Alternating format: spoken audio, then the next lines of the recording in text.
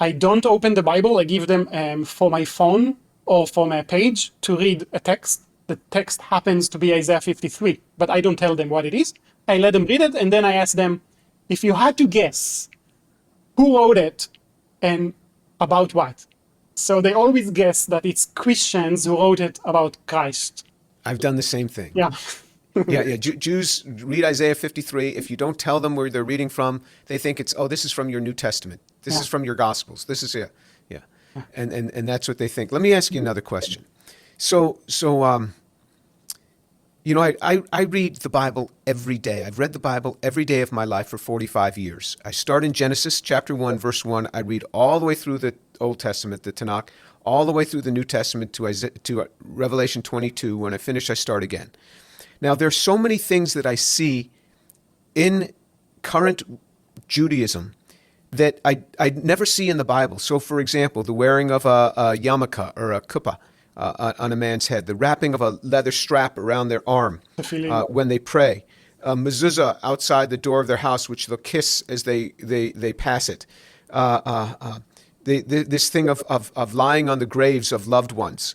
I don't see this in the Old Testament. Is this what you're talking about, has come in by Rabbinic Judaism? And if so, when? When? I don't actually know. I don't think anyone can point to the exact time and place, but I would guess it was during the exile in Babylon.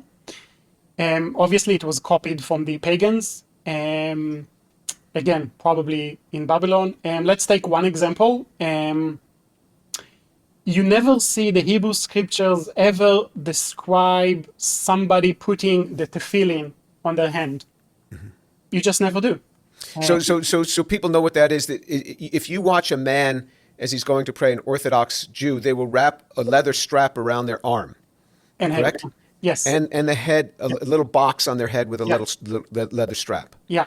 So, they do that every day. You would assume you would come across that in the Old Testament, descriptions of people who do that. But there isn't anything. There is a verse that has nothing to do with it that they point to, but my point is that it's a ritual that is actually well known to historians, and it's well known in pagan nations. And that tells you a lot, where we took it from.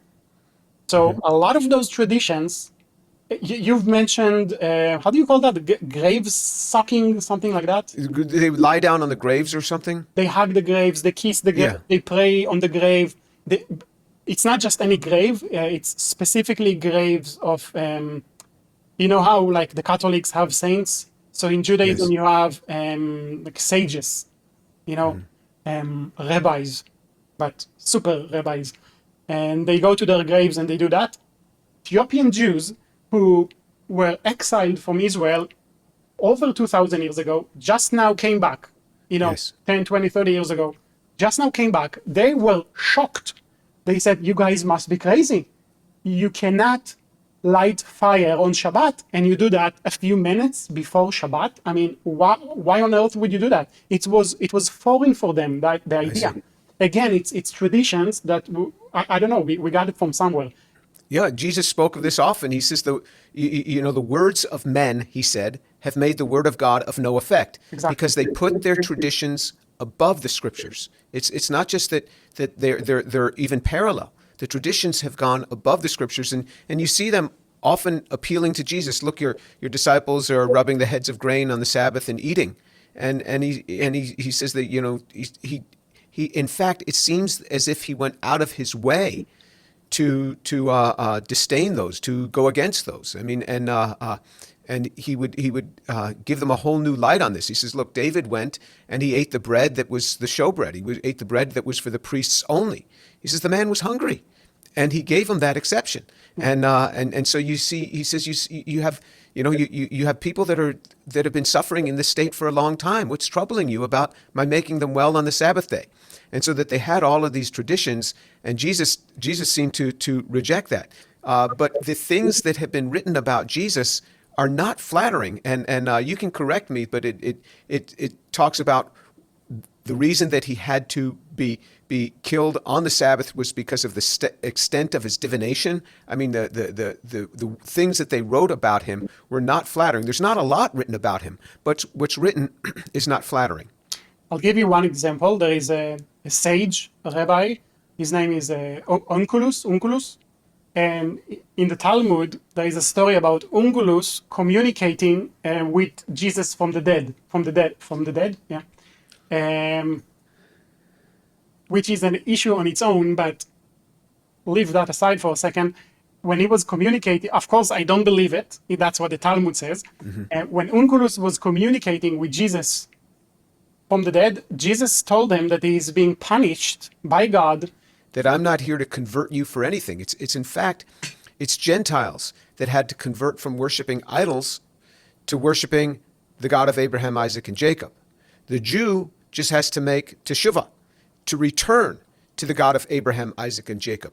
This is what the Jew does. The Jew is to return to the God of Abraham, Isaac, and Jacob. And this is the way I explain it to them. I'm just calling you to return to the God of Abraham, Isaac, and Jacob. What I know of Judaism is so much of this is around works. I mean, I have to light this candle, I have to say this prayer, I have to do this. And this is why Paul writes. He says, this is in Romans chapter 9, verse 30. What shall we say then? That Gentiles who did not pursue righteousness attained righteousness, even the righteousness which is by faith.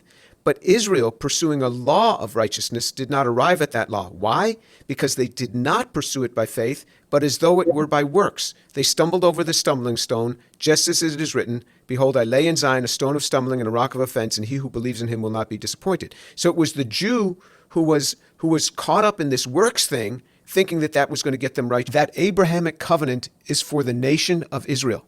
The individual has to still have the relationship with Messiah in order to be saved. There's a relationship with the nation. That is not going to go away. But the individual, it's still through relationship with the Messiah. This is this message in the book of Galatians.